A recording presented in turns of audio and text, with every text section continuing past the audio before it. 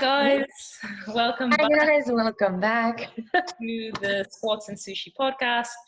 So today's episode is just a bit of an update on where Annabel is now with her off season after she transitioned out of her pro debut in this crazy Corona year, and also to give a bit of an update on my fitness journey, where I've been, what the situation is and stuff with my injury.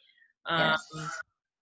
So yeah, and we have quite a lot of things that we want to kind of discuss because we both have, faced different challenges during these times, and also obviously have seen a lot of positive things. So should we start with you? Let's start with you. Okay. So how's your... Where do I begin? Should I talk about like a diet Just from a diet standpoint or training or? Yeah, so coming out of the prep, you struggled a lot kind of with nutrition. That was probably one of the main things. Yeah. So you could talk about like how you feel you've transitioned out of that and how it's becoming better now. Why this happens, why it's actually quite normal to experience these kind of things. Okay. Yeah, so we can start with that. Sure. So super long prep, as we've discussed before. I was pretty much prepping for the entire year for the show that happened in September. So we were just is deprived the right word to use? Oh yeah, I would I mean, say fatigued. Fatigued Yeah, from being in that. Yeah, both physically and mentally. Yeah. Fatigued and definitely deprived as well. So the minute that we finished the show and I knew that we were going to hop into an off season, I didn't have a reason to like be as strict. Yeah. And nor did I want to be that strict anymore because I was tired from it. So I got into this space where it was like, I'm not competing anytime soon. So I can just eat whatever I want, or like an extra bite or an extra meal out isn't gonna ruin me. Like it's okay. Yeah. But sure, it's okay to do that once in a while, but it's not cool to do that every single day. And it's not good to eat out 3 to 4 times a week, or and I started getting into that. I slipped into that really quick. The first month was really difficult. But I think the thing that helped me the most was being really honest with you about it, even though I didn't want to be honest and I wanted to hide it. I think being vocal and just being aware and acknowledging it is the best thing to do. So I told you about it. It was pretty hard. It was mostly at nights that I felt the urge to eat more. Yeah, which is like even for a normal person, like that is the time when most people end up overeating, is in the evening. At night. Yeah. Keep yourself busy throughout the day, and then it gets to the evening and you're just kind of sitting around. And you know what would happen to me too? This is the negative space that I was in. It was, I'm going to eat out. Like we'll go over to his uncle's. They always have something at their house and we'll have dinner there. And I would track all day. It'd be really good. I'd save extra room for that meal. It wouldn't be super precise because I'm not weighing the food that I have there on a scale, but I would eyeball it. And I'm pretty good at doing that by now. So I'd eyeball it and I'd still be within my macros, but then I'd come home and in my head, I would think, you know what? I don't know if I measured that correctly. So I might have undereaten, I might have overeaten, so fuck it. I should just eat some more. And then that's what I got into. Yeah. And I'm so happy that now 3 months after my show, like I can, this is why I feel like I'm back to myself, because now I could go for the dinner, I can come home and I don't need to eat anything else because I know that I have tomorrow. And if I want something tomorrow, I can fit it in. Like there's no need to be in that mindset of, I ate today, I have to eat everything right now because tomorrow I can't have that. You know what I mean? 100%, yeah. Yeah. The thing is, like, a lot of it is going to be from the fact that you've just been deprived for so long, and it's like the animal brain that's kicking in. So it's not necessarily even you. It's this feeling that's so much stronger than you. It is like Yeah, this yeah, animal instinct for sure. exactly. So it's nothing to do with like you as an individual. It's just because your body has been on low calories for such a, well, not even necessarily low calories, just in a deficit. Yeah. So even if you were to spend, if you weren't prepping for a show, but just to spend time in a deficit, when you come out of it, your body just wants food, you know? So it's, Yeah. yeah, it's one of those things that is very difficult to control. So what Sammy and I did, obviously she didn't want me to put on too much too soon. So she was very let's say conservative with the changes. I'm so glad that you didn't increase it, because I think that if you did increase my food when I was having these episodes or like these moments of eating off or overeating, I would have been in a worse position. So Cammy so Sammy, wow, increased my food a little bit and reduced my cardio when we first finished the pro debut. And then what was the first? I think we made like 2 changes. You bumped up my food once, Mm-hmm. and then we had like the free meal out, and then you had to bump up my food for a second time, and only then did I feel Yeah, good, yeah. right? So, like, when it comes to reverse dieting, this is like a topic that we've discussed loads. I think one of the questions that comes up a lot is like, how much should you increase food by? How much should you reduce cardio by? And this is like completely individual to the person. Very. And the way that we did it was it's all about the way that the person responds, right? So I knew that Annabel had a few occasions. Obviously, she had her birthday coming up, Right. and then there was Halloween. So if I were to bump her food up quite high post show, and then she would have those extra occasions out, that just means that she's gonna have so many more extra calories, which means that she'll probably gain a lot of weight very quickly. Yes. Whereas if we just do it a bit slower, but then we know she has those occasions, I'm not as worried because the average calories will equal to if I had made like a bigger jump, but without Mm-hmm. the occasions, if that makes sense. Yep. So we did that, and then obviously she still found it quite difficult even after the occasions. She still found it quite difficult, so we increased the calories again.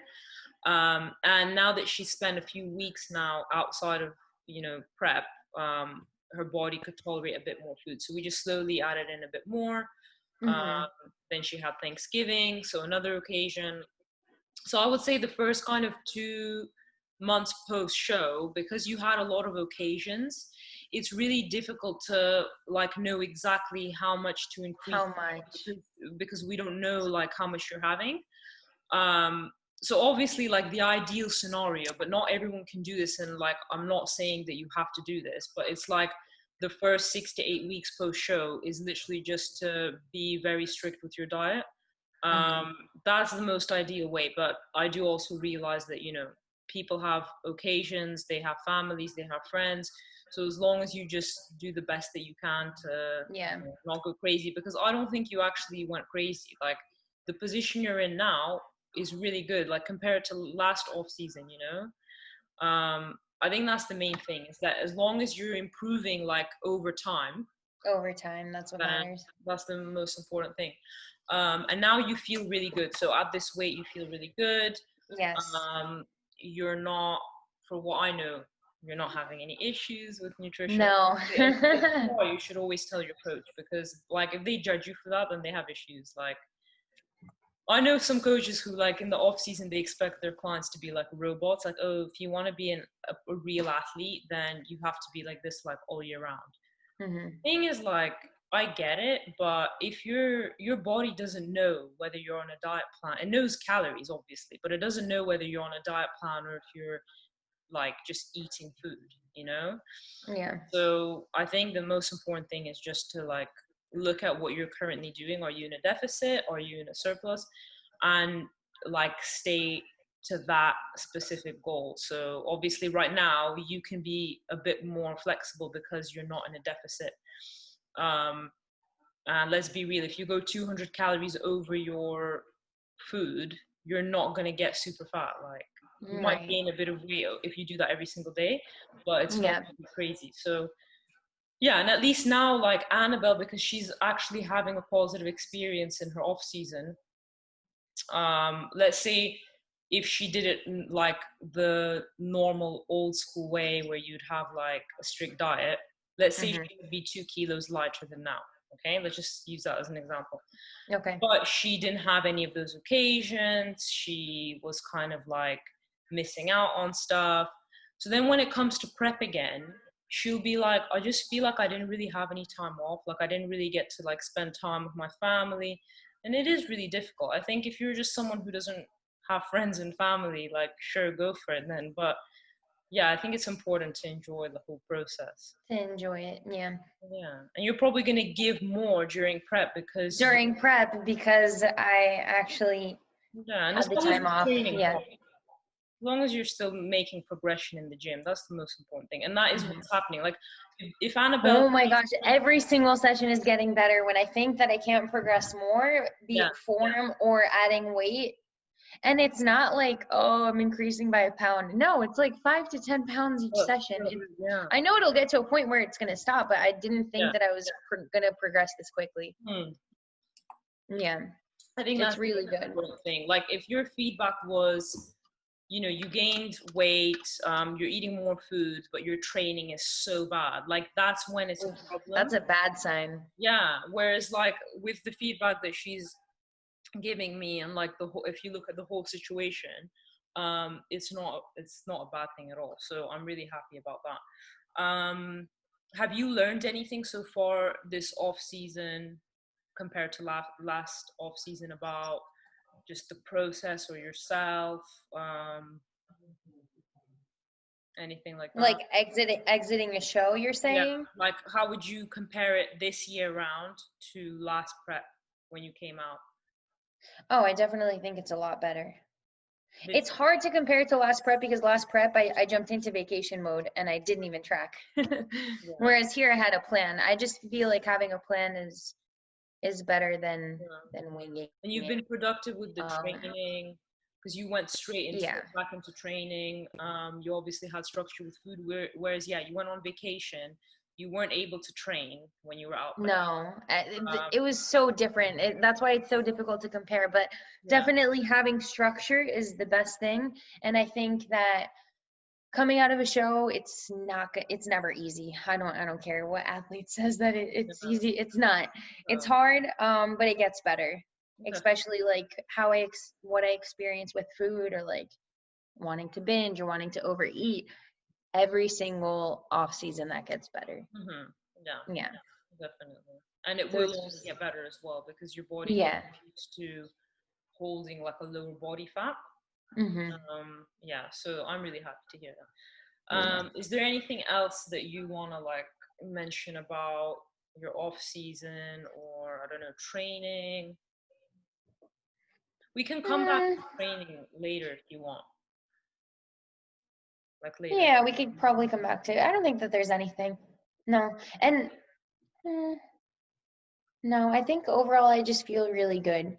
Even the body composition that we're at. Yeah, I also agree. I'm really happy with it. And I think that this is like the first time since you came out of your off season out of your show, that your body is like kind of stabilized.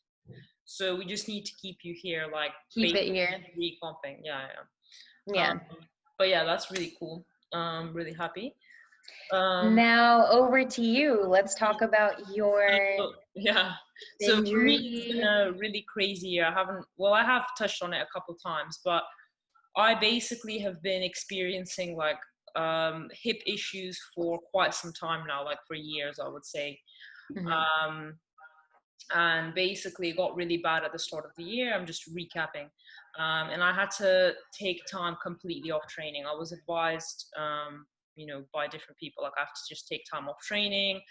I'm always inflaming my hip. Whatever exercise I do, it's inflaming the area, and it's not going to recover if I continue doing this. So I was advised to completely take time off the gym. And plus there was the whole lockdown, so it's not like I could do much anyway. So I lost quite a lot of muscle. And the thing is, because I knew that I eventually would have to take a step back from training, that's the thing that kind of made me happier. I was like, you know what, I'm gonna have to take a step back anyway. Plus I had like some issues also in the shoulder, not as intense, but if The same side as the hip? no, the opposite side. So Okay. probably again a compensation happening. But I knew that if I were to continue training upper body, that would just cause more imbalances in my body. So I took complete time off training. I did loads of rehab stuff. And I just saw how slowly like my body was just changing, and I was weighing less but looking worse, and I was like, this is so bad. Anyway, so finally got to August where lockdown ended in the UK. So I slowly got back into the gym, just trying to feel, which movements feel okay, what can I tolerate. Right. And I found that, it was still very challenging. There were still lots of exercises I would do and I would be in pain. And then I found a few rehab exercises that really helped.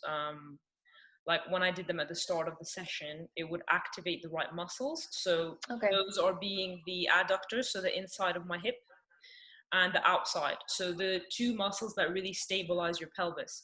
And so potentially, in the past, maybe when I trained, they didn't want to work, and because let's say I'm more quad dominant or something, those muscles would do more work. Okay. But also I have had an ankle injury for a very long time, which I never really did anything about it because it would hurt sometimes, but obviously you don't really use your ankle, like you don't train your ankle. Do you know what I mean? Mm-hmm. So what's most likely happened is because of that ankle injury, my body has shifted most of its weight onto the other side.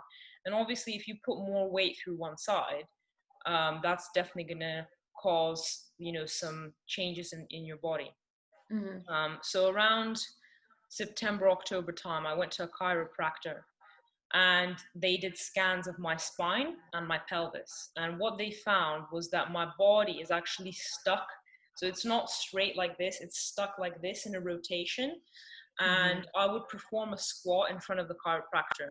She would be looking at my pelvis, and what would happen is my pelvis, when I would start to squat, would go like that. So it would always shift towards the other side. And she's like, what then happens is in your hip, there's less space because you're moving the hip socket. And so it basically rubs on the bone, and that's what's causing the issue. And there's a... So what did they tell you to do to like align it? So I obviously booked in for sessions, and I have to get cracked like every time to help put me back into place. Obviously I have to change my training. So at least for the beginning, like I can't be doing exercises that like just free weight squats, for example, because then that will put me in that position. Do you have to do unilateral movements? Yeah. So I have been doing a lot of unilateral stuff, or movements like hip thrusts, where it's a lot easier to control your hips, like whereas on a squat it's a lot harder. Plus you don't really see them, whereas like when you do a hip thrust you can see your hips. So I've been seeing the chiropractor. I've done quite a few sessions with her. I still have a few left. So things slowly started to get better, definitely. But just like with anything, it's one of those things that just takes time. Like she even said, you just got to be patient. You have to be patient. And then I started working with a coach, and he's actually had so another thing, this chiropractor, after looking at the x-ray, said that I have a suspected labral tear, but she's not sure. She's not 100% sure. And the thing is, like, the last thing I want is to get surgery, because surgery is a weird one, because sometimes it does help, but other times it doesn't really do anything. Like it fixes the issue, but it's temporarily, and then you get it back because you continue moving in the same way. So I still will continue doing that, and then that tear will happen again. Wait, so where is this tear that she says she's suspicious of? So it's like a labral tear. So you have your your femur, so the bone where your quad is, okay? And then you have your hip socket. So like when you walk, this is what happens. It moves like that, yeah? So around that socket, you have this like rubbery like cartilage, and it's called your labrum. And Okay. you get a tear in there. The problem is it doesn't have any blood supply. Like cartilage doesn't have any blood. It's just white. Mm-hmm. You know when you like, as weird as this sounds, but you know when you eat chicken and you see that like rubbery white, like on Yes. chicken legs, is the Yeah, same. yeah, It's yeah. literally the same thing That's it. you see on a chicken leg. So if that gets a tear, it's like very unlikely that it's going to recover, Oh because no. you know, like blood supply is so important, because that's what actually helps to restore it, right? But because there's no blood supply or anything, it's just cartilage. It has to be like sewed up. But she's not 100% sure. And like, to be honest with you, people who have labral tears, they can't walk. Like, it's really bad. It's like Okay. extremely severe pain. Whereas the good thing for me is like, I would rather not get surgery and change the way I train. So for example, they might say you can never do deadlifts again. Okay, cool. I love deadlifts, but if that's the only thing I can't do and I don't need to get surgery, I'd You can rather work around it. exactly. Especially because like I I remember like I've been suffering with this for a really long time, and I've still been able to build muscle. So it may just be, It's crazy that you would push through the pain. yeah, but then it makes I me, wouldn't it at makes all. me Like the think, minute that I feel something, I'd be like, whoa, I'm so scared. But you said that so many times you would do like what RDLs. I don't yeah, know what movement you said in the last podcast, but you would push through the yeah, pain. yeah. And but the thing is because I think sometimes I would just think it's like a niggle. It's really bad because I would never tell my client to push through it. I don't. Right. It's weird. I think it's like whenever it's you, you're never as kind of reserved with yourself. You're always like, whatever, just do it, you know. Yeah. But what's good is, so my current coach, he actually had a labral tear. He had actually Oh, got surgery for it. And he's basically like, he's going to compete next year. So like, that's so motivational for me. So obviously if worse comes to worse, I would have to get surgery. But looking at the way things are going now, I think I might not need it, and that, you know, I can get back to normal training as long as I'm very careful with the way I train and I fix my issue. So I'm going to continue seeing this chiropractor. Um, okay. and like, the thing is, some people don't believe in like chiropractors and all that. Like, she genuinely showed me my scan. I know that was my body. Okay, she didn't just show me some random person's body, and you can genuinely see that I'm twisted like this. So Okay. I have to do like, it's all what you do on a day-to-day basis. So when you work, like I noticed I always lean onto this side. Like I'm just so comfortable sat like that.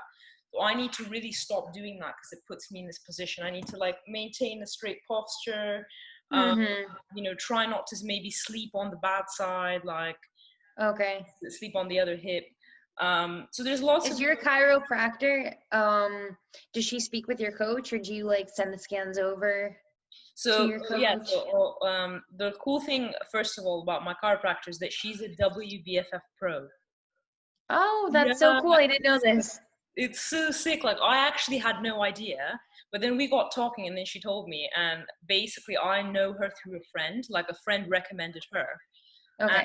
and yeah, and I followed her on Instagram, and she used to compete like loads. She's like won so many competitions. I was like, whoa. Oh, So she has quite a good knowledge of that, and she suffered from some hip issue herself, so it's quite cool.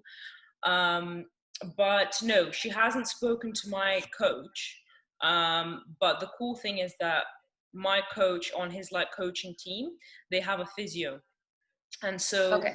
we had a call, like me, the physio, and the coach, and we discuss things. We see like, what can we do in the next training block? Are we ready to add in like deep flexion movement? So that is a position where I'm put into more of in like a closed like close my hip, if that makes Like sense. the hip angle. Yeah, Yeah. yeah, exactly. Because that is obviously what's going to put a bit of tension on the area, right? Like Mm-hmm. it's easy to do things like hamstring curls and leg extensions because your hip is open like that, you're sat like that, right? Or Right. you're laying down. But with things like squats, Would an RDL be considered something like that too? yeah, Yeah. exactly. So I just finished yesterday the third session back, um, Okay.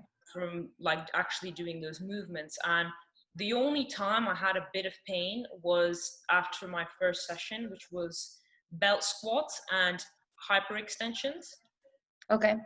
So we're gonna monitor that. I have like a thing next to my tracker where like 1 to 5, and like if my hip hurts, I put a 1. If my hip is absolutely fine after the session, it's 5. 5. So it's just a way to monitor, and we'll see like how it goes. But at the moment, this is definitely the best that it's felt in a really long time. That's good.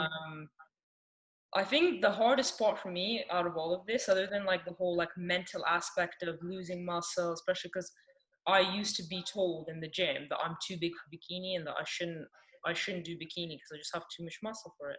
And Right. now I'm like, no, nowhere near that, you know? So it's really Yeah. weird. Like in some ways I'm like, maybe it's a good thing. Maybe it's because like I have downsized a bit, but at the same time it's like I actually just really enjoy having muscle. Like I just love how it feels. I love like how it looks, obviously. The look. Yeah. But more than anything, I obviously just miss the training aspect, you know, like just going heavy on exercises. I know. So yeah, I think After going through an injury or time off, you just, even quarantine for that matter, I felt it. Like, how grateful are you just to train? exactly. Right? So apart from the like physical aspect, what's very difficult now for me is like getting back into that whole kind of routine. And primarily that is really taking care of my nutrition. So it's Oh, not that I was yes. eating crap, but the hard thing for me now is getting in enough food. So I have like quite a low appetite, and obviously this is because, you know, I've lost muscle, so my body doesn't need as much food necessarily. Um, Right. I haven't really been like over the lockdown, and even after the lockdown, I wasn't pursuing like surplus. I was just kind of eating like 1,800 calories kind of thing. Hmm. But obviously, if I want to recover and I want to build as much muscle as possible, it requires pushing my food. So that is the hardest thing for me. And So do you feel like you're not forcing yeah, in a bit? I Yeah. definitely feel like I'm force feeding. It's like, but Okay. I have to eat more food because I've just Yeah. lost 2 kilos over quarantine just because like just can't, like I haven't really been strict with it. But now that I'm back, I'm just like, no, I have to, Sammy, like come on. And that's why I actually think dieting is so much easier than pushing food. And like I always hear guys say this, and I'm just like, are they okay? Never understood it. Never Yeah, I understood. never understood I that. understand now why. I think when you're dieting and you're hungry, there's so many things you can do. You can distract yourself, go for a walk, you can watch a movie, you can drink tea. Tea is like my savior, you know? You can have like low calorie, like jelly or some low calorie crap, you know? Yogurt. Right.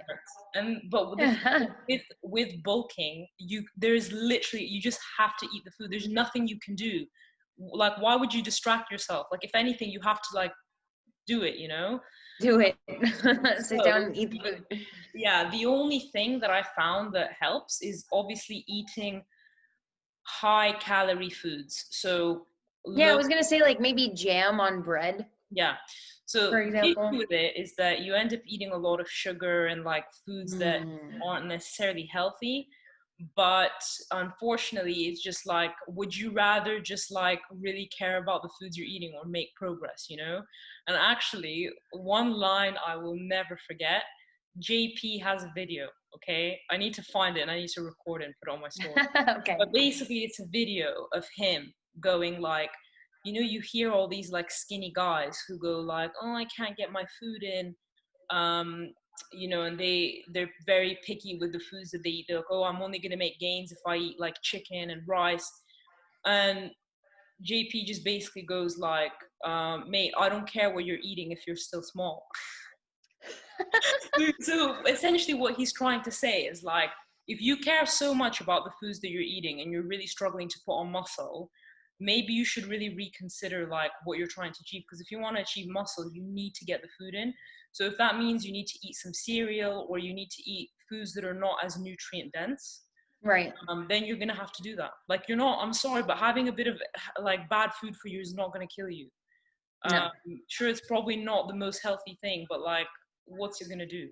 The rest of your lifestyle is pretty healthy, you know? So yeah, Yeah. you have to sometimes make exceptions. And so I've started incorporating things like maple syrup on like oats.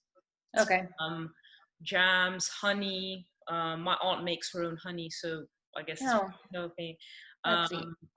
What else do I have? Just like low volume, high calorie foods, essentially. Yes. So like rice, cereal, Rice Krispie cereal, like it's low sugar compared to like other cereals. And Mm-hmm. because it's rice based, it doesn't bloat me. Um, Okay. so yeah, that's the one thing. I don't like wheat products. So like bread, all Got it. they bloat you You so. feel like that bloats you? So yeah, so I basically just eat anything rice based or like fruit, basically. So Okay. yeah, that's the craziest thing for me is like it just shows that depending on your lifestyle, your hunger is gonna change, the way you feel is gonna change. So and it's made me really realize how much effort bodybuilders put into this because I've been doing this like properly for a week now, like making sure I'm on point with everything. Whereas before lockdown, I was a bit like feeling it out kind of thing. But now that I'm back Mm-hmm. with a coach, I have like structure and stuff. This is another reason why I love having a coach. Like it really helps you like get your shit together because you have someone helping you through the process. And it's so much effort. Like, making sure you smash your session. You can't just have like a shitty session. Making sure you get the meals and no excuse. Like yesterday at 10 p.m., I had to make like a freaking burger for myself because I still had like protein and fats left. And I'm just like, ah. But yeah, so it makes you like enjoy the process. Enjoy the process. Yeah. Yeah, and it's just cool. Like I'm just like, you know what? I actually love this. Like this is me. Like I just feel like I'm normal now. Whereas like Oh, when I was at my aunt's, I couldn't be as like consistent with my stuff because like she would cook stuff for the family, and it's just so rude. Like if every single day you're like, no, I can't eat it that. is. I know. So I would do that, but then I would feel like I definitely underate this or I ate too much fat today. And you just feel it in your body. Yeah. Um, so yeah, but I think with injury, the main thing that I've learned is like you need to focus on the future as opposed to the past because I kept, looking at my old pictures like, oh, I had so much muscle here, like this and that. But it's like, what is that actually doing? That's the past. So if I look forward and I go, you know what, now I know if I recover from this injury, I'll be stronger than I was before. And if I was able to look like that with an injury, imagine what I look like after I overcome the injury. So like little things Exactly. like that really helps. And I think so for me, I'm so lucky that I had my boyfriend by my side the whole time because he's gone through an injury before, also a hip injury. And he was there for me the whole time, and it really helps having someone there. Whether Especially that's having someone who's been through it and understands what you're feeling. Yeah. yeah, for sure. So yeah, that's kind of my update. My plan is to compete 2022. I think competing next year would be really stupid for me because like I don't think it's enough time. Would Um, that be 5 years away from the stage? yeah. No, yeah, that would be 5 years away from the stage. But obviously, some of that time was spent losing muscle. But I think if you think about it, if I didn't train for, let's say, 9 months, yeah, but then I haven't competed since 2017, I still would have made loads of progress because that's 9 months versus 3 years of training. Mm-hmm. You know what I mean? So I still definitely would look different. Oh, 100%. Um, so yeah, I mean, we'll see what happens. I think it's like important to kind of just see how it goes, but I'm pretty Yeah. sure I want to compete in 2022. I'm thinking Awesome. of potentially doing a natural figure show as well. I don't Yeah. know, like part of me kind of wants to do like a natural federation as well, just for fun. I Um, thought about that. But no, but then I saw that if you compete in the IFBB, you cannot compete in any other federation. oh yeah, that's very I true. wish, Yeah, because and if I you do thought that, about yeah. that. But you know what Yeah. you can do they do like natural shows for, do you remember like that Toronto? Yeah, the one in I would do Canada, that. right? There was the I would do natural that, one. yeah. So yeah, we'll see. That's another reason why like I kind of want to play around because I'm not really part of any federation right now. Federation yet. Mm-hmm. So it would be kind of cool to, do something and just like see how it goes, but we'll see. Yeah, definitely. Um, I'm definitely gonna do it. Like I even said to myself, even if the injury comes back, I'm just gonna be like, fuck it. Like, I'm just gonna do it. I have a question. Is Seb going to compete one day? Yeah, so this is the thing.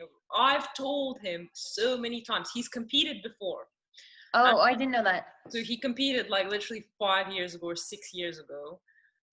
He did a natural show, Okay. bodybuilding, and he got fourth place. But when I looked at his pictures, he was so flat. Like he didn't know anything about all of this, like, carb up and like Yeah. he did some crash diet, like the ultimate diet by who's the guy who wrote that book? I think it was Lyle McDonald who wrote it, Okay. Ultimate Diet. And so he could have looked better. In fact, he looks better now in just his regular check-in pics than he did on the stage. And I think he has a really good physique for bodybuilding specifically, not like men's physique, but like bodybuilding. Bodybuilding, yeah. But he just loves powerlifting so much. Like his goal is to lift, I think it's like 290 kilos deadlift. And that's what's his goal. Like he doesn't care about all these like physique comps and stuff. And I'm just like, yeah, but you would look so like good, and like you actually have like a competitive physique. And the thing is, he doesn't even train for bodybuilding. Like right now he just does like squat, It's bench, just powerlifting. yeah, Okay. and like a few accessories. And so I know that if he dedicated time towards bodybuilding training, so higher volume, accessory lifts and all of that, Yeah. he'd look even better. So I'm like, you have to do this. And he's like, maybe one day. He should. You know who's done that? There's this fitness Olympian. Her name is Catherine, I think. She has a husband. He's a strongman competitor. I think his name's Terry. Oh, And he did a competition and he did super well. I know who you're on about. Is it Kate Arrington? Kate, that's it. Yeah, that's actually true. I remember I saw. Yeah. I think he should do it, and I'd prep him. Aww. No, he really. That would be so cool. We'll see. But yeah, so that's my update. With regards to training, why don't we quickly touch on what time is it? Why don't we quickly touch on kind of like what you're doing now with training? Okay. Kind of like what you've. I absolutely love this new split. I don't know if this is something that you want to carry on in the next training block, like when I come back from Brazil. Oh shit, I didn't tell people that I'm going to Brazil. But yeah, I love what is it? It's push? like push legs, pull? Legs, push, pull. Yeah, so it's like a push-pull leg split, which Legs, I'm sure many of you have heard. But the difference is that Annabel's pull sessions, they're more focused on like hamstrings, glutes, and a bit of back as opposed to just back. Yes. So it's basically because the thing is, like, when you do glutes and hamstrings, like when you do RDLs, that's a pulling movement. Well, it is a pulling movement. So yeah, that's basically the only difference that we've made with her training. So, like you said, it's legs, push posterior. Yeah. And I feel like even the recovery days in between, because it's legs, push, rest, posterior, and rest, it's enough for me to recover. I feel sore. And then right after that rest day, I'm ready. I'm 100% for the next session. So I feel like we found a sweet spot. I've never been so like recovering so well. Yeah, recovering so well and just looking forward to each session. Yeah. I enjoy every single movement that's in my session too, except the Smith machine reverse lunges, which I hate. I hate more than Bulgarians. But really? Yeah. You can always replace that because it's so important to enjoy your training. And I think another thing that you need to see is like be real with the movements. Like if you don't groove with one, like if it just doesn't suit you, just because everyone's doing it on Instagram doesn't mean you need to do that movement. Doesn't mean you have to do it. Yeah, and like I've noticed like on Instagram, like so many people, they like do the same movement and it like becomes almost like, oh, how much can I do versus someone else? It's a competition. And like I've seen that, especially with the RDL, because I feel like that's just been hyped, and I just see people post about that. I've seen some horrendous form, like it looks like, this is gonna sound so bad, but it looks like a dog taking a crap. You know, like when dogs like take a crap. Have you ever seen The backgrounds. the thing is, like, we were having this discussion like in the other episode, like how when it comes to building, like, you're a bodybuilder, okay? You're not a power lifter, you're a bodybuilder. Yes, you want to progress weight over time, but the thing is, if you're too focused on how heavy you go, you're not going to progress because not the right muscle is working.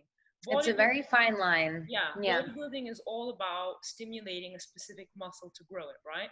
If Right. you go too heavy, and let's say you're rounding your back on an RDL, guess what? You're not using your legs anymore. There's a reason your back is rounding. It's because it's trying to help your legs because your legs can't do it anymore. So why would you do that? Like, who cares about what weight you lift? And then it's just ego right there, right? 100%. But unfortunately, I feel like it's just what it's become is that people start chasing weights and stuff. And I used to really judge, well, I still sometimes do judge people who train like really light and they just like see all these results, like these crazy results, like they're probably taking something. Yeah. However, what I do now understand is that you don't actually have to do 200 kg hip thrusts to grow your glutes. Yeah. You really don't. So it's the stimulus on the muscle, and if you do 200 kilo hip thrusts, you're probably the other muscles are going to kick in, like your something's kicking in, something's compensating. Yeah.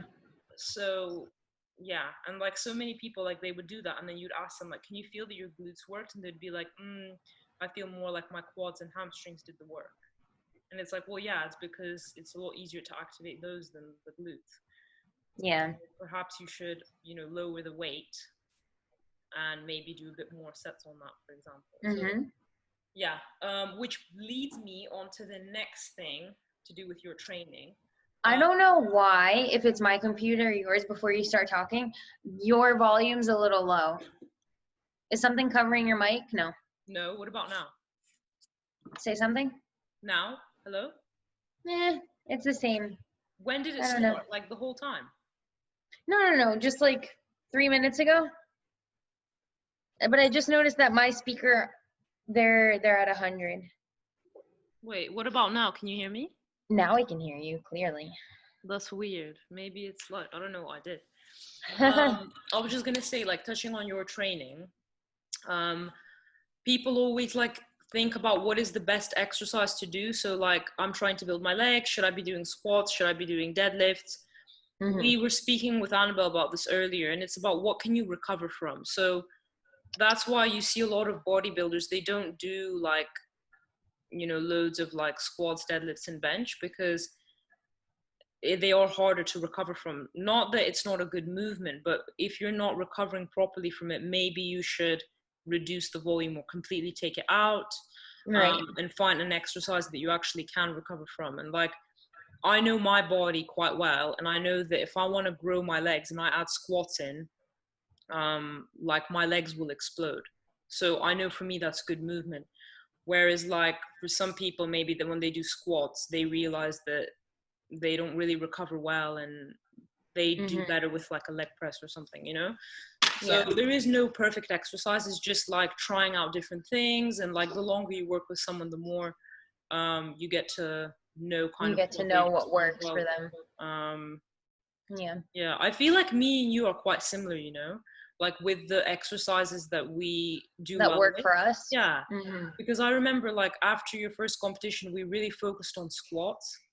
I don't know if you remember, but we spent a lot of time doing that. We did deadlifts. I think we did RDLs as well. Like we did a lot of. We did RDLs. Yeah, and I feel like those really, really helped you pack on so much muscle. Then obviously the cable lateral raises. Like for me, that exercise, like I'm so thankful that I found it because it's such a good exercise. It really is.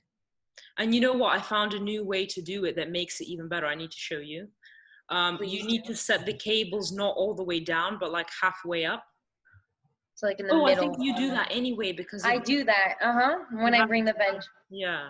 Yeah. So yeah, but. But when I was doing the standing cable lateral raises, I was putting it all the way to the ground. You told me to keep it in the middle, so I started doing that, and I feel a lot more too. It's better. Yeah. But yeah, I think that's pretty much it for update. Like, Annabelle is just gonna. The thing is, like, I was gonna say this to you, and I'm like, maybe depending on how Annabelle progresses, maybe she'll compete next year. Maybe. What? And then I was thinking about it, and I'm just like, nah, it's probably better that she takes a full year off, because if you think about it, like, you'd have to start. I know we don't want a long prep anyway, which is why it would be possible to compete next year. But like, if the Olympia would be in September, like, we can't actually compete like September, October. We'd have to get ready like a lot earlier. So it probably would make sense to compete in 2022, I think. But we'll Maybe see. do a later show. You mean like do your first show in September, or do you mean like do a late show to qualify for the following year? Do a late show to qualify for 2022. You know how Jen Ron, she just did a pre-show. Just to, you know how a lot of people do a show before the Olympia. You know, it's really weird. Your volume also went down for me. Wait, speak again. Oh, did it? Oh no, now it's fine. It's fine now. Yeah. Okay, so she just did a show. She placed first, and she qualified for 2022 already. That's so sick. Crazy. You could do that, but the only thing is then you're gonna have to diet again in 2022, and you have to stay really lean. Like, you have to make sure that you stay lean. And like, for some people, like I said, the more you do this, the more you're gonna stay closer to your stage weight. Because your body just kind of naturally gravitates towards where you spend a lot more time. Yeah. So I mean, you could do that, but it will be a lot harder to stay there. And I think maybe like it's better to do that in the future. I feel like right now, because you're still like young in the league, I think it's better to take longer off seasons off, because once you start kind of like getting noticed and you're starting to place in the top, then you want to do that. Yeah, you want to take less time away from the stage, because otherwise it's like you're just like competing every second or third year, and it's, the only way to actually do well is like to keep showing up. So I think right now is the best time for you to take more time off, which is why I'm like, I think 2022. I'm in no rush. Yeah, I think 2022 is the year you should compete. But then this next year, like, literally set yourself up so good for the prep that like you have so much muscle. You're not fat, not that you were, but you're basically in a good position to start your prep. Your food is really high, so that again you have loads to work with. I think that's the best way to go about it. Okay. Yeah. Exciting. Yeah. Honestly, I'm so excited as well. It'll be so cool. I'm excited for you. Thank you. We'll see. I honestly really miss the whole, like, I think the thing I love the most, this is gonna sound so weird, like, you know how people ask each other, like, what's your favorite thing about prep? Mine is the fasted cardio at like 6 a.m. I don't know what it is, but I think it's because it just makes you feel so like empowered, because you're like getting shit done early. It makes you start your day off like really good. Like, I remember I'd come home and it wasn't even 9 and I had already done like most of my steps, all my cardio. I feel nice and fresh and awake, like ready to conquer the day. And the thing is, I love music. So it was like, now I only listen to music really when I train. But when it's weird, because when I train, I listen to a different style of music. Whereas with cardio, I listen to like quite like upbeat, like dance music. And it's just my time to kind of like zone out, and you can like close your eyes when you're doing it. But obviously when you train, you have to like quite focus on what you're doing. Whereas with cardio, you don't really have to focus. You just like get on with it. And I think that's what I miss the most, is just like doing that cardio in the mornings. And obviously just like seeing the weekly changes, you know, and like, oh, I have a new line, or I hit a new low weight, and that was always the best. Like, you hit a new low weight, you get so excited. You're just so yeah. But honestly, like, it'd be so fun. And you know, it's cool if we both compete in 2022. That would be so fun. Like, and then you get your pro card and you come and do your debut at one of my shows and we share the stage. That's so hilarious. But no, that's like, it'll be so fun if we compete the same year, I think, because like we'll just have so many things to like talk about, and we'll just like make it a fun experience. We'll basically like prep together. Prep together, exactly. Yeah, and it'll be really good. All right. You think that's it? Yeah, I think this was quite a good episode. We'll definitely do these like catch-ups like every so often. Yeah, Um, yeah, we need to see also what people want to listen to and stuff. But of course. we'll see you guys soon. See you in the next.